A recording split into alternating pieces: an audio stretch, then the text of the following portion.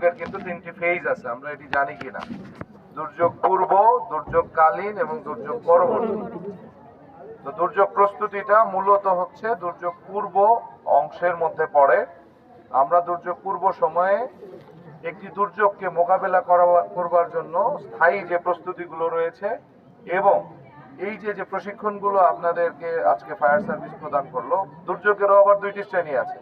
একটি হচ্ছে প্রাকৃতিক দুর্যোগ, একটি মানব সৃষ্ট দুর্যোগ।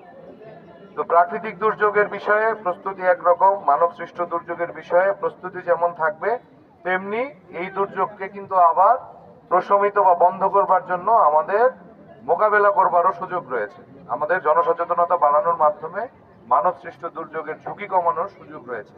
তো আমরা সার্বিকভাবে এই দুর্যোগ মোকাবেলার জন্য নিজেদেরকে প্রস্তুত রাখবো এবং যে কোনো ধরনের এই দুর্যোগকে আমরা ইতিমধ্যে আমাদের এই জনপদের মানুষ এই দুর্যোগকে সাথে নিয়েই বেঁচে আছে, এই দুর্যোগকে সাথে নিয়ে এগিয়ে যাচ্ছে।